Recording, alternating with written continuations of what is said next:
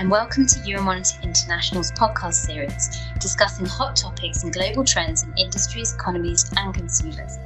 I'm Natasha, Cazin, Senior Consultant in Fashion and Eyewear, and I'm joined today by Natalia, Food and Nutrition Senior Analyst. Hi. Hi, Natasha. It's great to be here. It's great to be here with you today as well in the office. This episode, as you know, is the second in the series and explores how hybrid working has impacted several industries across Western Europe. We all know the working in the office has taken on a whole new meaning in 2022. Hybrid working has become the norm and it doesn't seem to be going away. Some 88% of respondents in developed European countries expect working from home to become a permanent shift in consumer behaviour. And this is according to Euromonitor's Voice of the Industry Consumer Health Survey. So our previous episode focused on the impact of hybrid working on the fashion industry, and today we will focus on how retailers in the food industry are responding to hybrid work.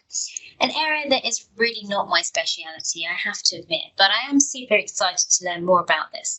Natalia, with your nose on the ground here in the food and nutrition industry, have you found that food has been impacted by this shift in working patterns? Absolutely. It has been impacted because remote working has been one of the factors that increased how frequently consumers are eating at home. And this, of course, was particularly strong in the first 2 years of the pandemic, but it is expected to be sustained to a certain extent as hybrid working gets normalized. And just to add to the figures that you shared, more than 40% of food industry players expect that such shifts in eating occasions, including working from home, will be very influential on food sales across the next 5 years. How interesting. Now, how have food manufacturers been taking advantage of this new working pattern? What opportunities are out there? It really depends on the category, but we have seen many food categories overall benefiting from hybrid working. Take morning goods as an example, such as cereals, biscuits, spreads. Those sales were boosted during the pandemic, and they still remain elevated. And consumers are expected to maintain at least some of their breakfast occasions at home. And this is why certain companies have launched subscription models on breakfast cereals, offering personalized recipes that deliver both at home and at the office, like my muesli in Kluspor in Germany, for example. But apart from that, the new working habits signal a change in consumer behavior towards, I would say, more fragmented meal times. So in France, for example, there is a popular ritual, a daily ritual, to consume an aperitif after work, which marks the transition from day to evening. And this is strictly bonded to the French culture. With aperitifs now being consumed at home, we see a strong increase on savory snacks purchases to accompany them. And in general, with the need for indulgence at home remaining strong, products such as chocolates, cakes, chips, they continue benefiting. Do we expect this need for indulgence to be maintained even when people are working from the office? I'd say that this is where the packaging can play a crucial role. And what do I mean? In 2020, and to a lesser extent in 2021, we saw a strong demand for multi-packs because people were consuming more at home. Now we see the performance of single-serve or smaller packages recovering because on-the-go consumption recovers. And this is why brand manufacturers who were investing in larger packages are now moving back towards more practical formats. And to elaborate on that, we can look at the example of Ferrero and its Nutella biscuits, which is currently expanding its presence in Europe, France, Italy, the United Kingdom. So Nutella biscuits was originally sold in a pouch format, and it was ideal for breakfast consumption as an indulgent treat. The product recorded a massive success in 2020, and in 2021, acknowledging that out-of-home mobility started recovering, Ferrero launched a new packaging in tube format with almost half number of servings to be consumed on the go.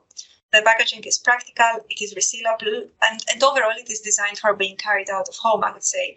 In that sense, by adjusting the offering based on the place and the way people snack, Ferrero has managed to reach consumers in any snacking occasion and keep satisfying their desire for indulgence. I have a personal experience with this actually. My niecing is Nan's gluten-free oat cakes.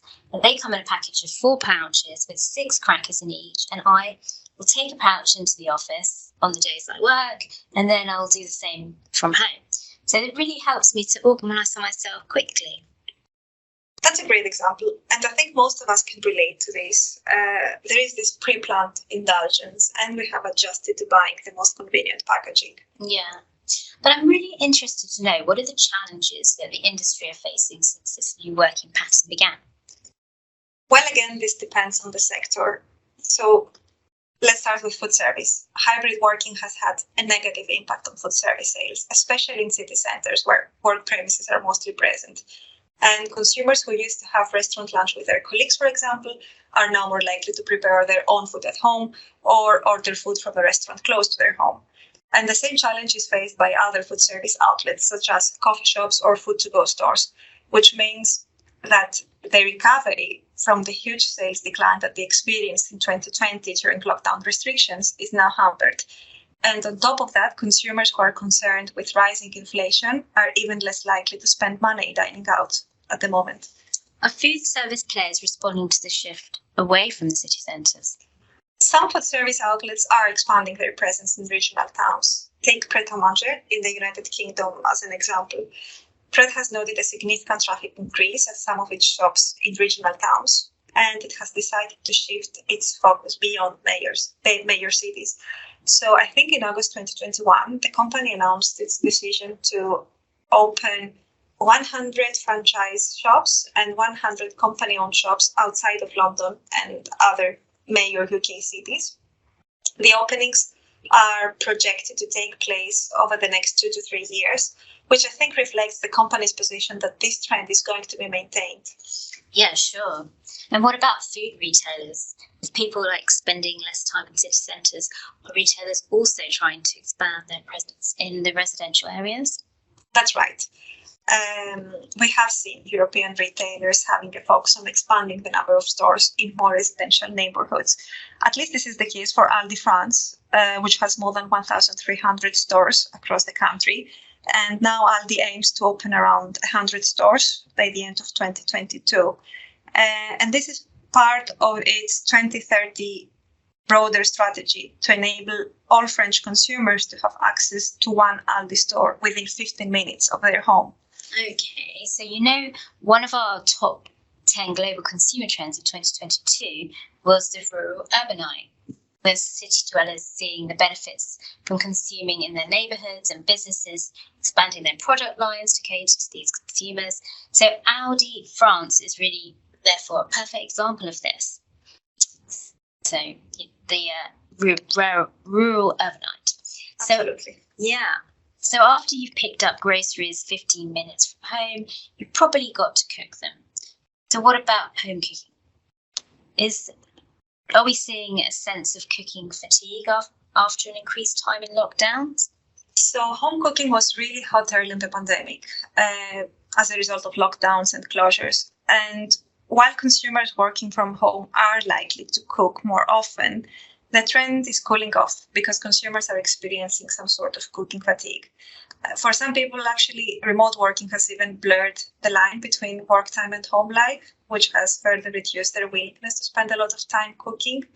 And that's why we can see this accelerating the demand for convenient food solutions that require short and simple preparation, such as ready meals, noodle pots, pizzas, prepared salads. I think we can relate. Yeah, boy, did I get into home cooking during the lockdown, making bread, cakes and all sorts.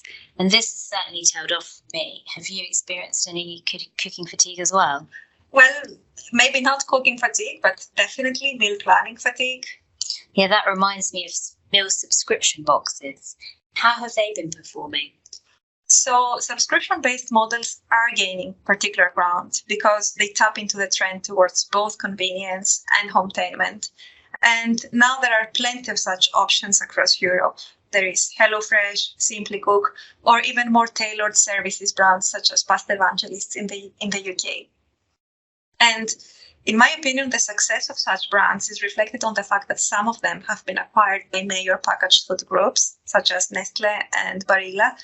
But on the other hand, meal kits are offering an easy-to-cook alternative to the restaurant quality, to restaurant deliveries, which again challenges the outlook of food service sales. And in my opinion, food service outlets now need to highlight the uniqueness of the out-of-home dining experience in order to attract consumers, because this is hard to be replaced. Yes, I certainly enjoy the out-of-home experience of going to a restaurant and having a lovely glass of wine with a meal. That's like a real treat to me. So, as well as food service, are there any further negatively impacted categories? Among the most negatively impacted categories, we can see chewing gums. Chewing gums, really? Yes, gum consumption, we all know, hugely depends on the social interaction and the need for a fresh breath, especially after eating something on the go. But when people work from home, they're less concerned about fresh breath. And even if they are, it is much easier for them to use a mouthwash or simply brush their teeth. And this is why gum sales continue underperforming across most Western European markets compared to 2019. Yes, that makes a lot of sense. I don't know if I've ever eaten chewing gum at home. So what about the brands? What are they going to do to get consumers chewing again? Well, there are some brands that have the potential to overcome this challenge. An interesting example comes from Italy, where there is a company, Dante Medical Solutions, which has launched a gum called Mind the Gum. This product actually works as a food supplement. It provides concentration and mental energy, and it targets working professionals, given that working from home can increase distraction and can reduce productivity. Indeed, the product has been successful, and after the success of Mind the Gum, the company launched another gum brand called Chewing Calm, which is made up of 12 balanced nutrients that provide mental relaxation. I might have to have a look into that. For their exams, I recently bought my child a focus tea from Twinings Herbal Tea Super Blends, and that's aimed for giving consumers a bit of a pick-me-up. Right. Food products that make health claims, specifically mental health claims, are not really new, but they can definitely benefit the categories that are likely to be impacted by the hybrid working models. And indeed, in the UK, for example, we recently saw the launch of the Sweet Botanist range. It's a range of boiled sweets and gums fortified with CBD, which claims to improve sleep, manage pain, and ease anxiety. So definitely there is a lot of innovation towards that direction. Sounds like it. And what about e-commerce? I'm interested to learn how hybrid work supports online sales. E-commerce is definitely supported by the increase in subscription-based meal kits that we discussed previously. And now we see also the rise of ultra-fast grocery delivery players such as Gorillas, which offer even more convenience among people working from home because they're able to deliver a meal or all the ingredients that are necessary to assemble a homemade meal in less than 15 minutes. And of course, third-party delivery services such as Deliveroo continue benefiting, given that online orders from restaurants continue gaining momentum. There are consumers that are willing to pay for a restaurant-made meal while working from home. So overall, e-commerce sales are still growing. Yeah. And is there anyone being especially innovative in reaction to hybrid work? I can think of another example. So since working from home has reduced the opportunities for interaction among colleagues, there has been this growing demand for virtual team building opportunities, especially in 2020 and 2021 because of lockdown restrictions. In Germany, we see Hey Caters, for example, which is a B2B marketplace for catering, now offering online games and experiences targeting employees that are working from home. So they offer gift boxes, virtual tastings, and cooking workshops with boxes purchased by employers and then delivered at employees' home. Of course, now employees have more opportunities for in-person events, but in my opinion, virtual events can still allow the team to communicate in an alternative way by using the digital means that they use in their everyday interactions, so they can still create this sense of togetherness despite being in distance. So yes, there are such examples of companies that have turned hybrid working into an opportunity, and I think this is the case for the entire packaged food industry. as this shift in eating occasions can bring so many innovative solutions. So to sum up then, it sounds like innovation is really key. Am I right? Yes, Natasha. Innovation can play the most crucial role. Innovation in packaging and recipes that allow consumers to indulge anytime and anywhere. Innovation that adds to the product's value with functional claims on holistic health. Innovation that satisfies consumer desire for convenience, either in terms of easy to cook or ready meals, stores proximity, fast deliveries. So yes, innovation is the key. Well, thank you so much, Natalia, for joining me here today. It's been a real pleasure. Thank you. And listeners, if you'd like more information on the content we mentioned earlier, including the previous episode in the series or Global Consumer Trends 2022, you can click the links in the descriptions and stay tuned for the next episode to find out the next consumer industry that hybrid work has impacted on.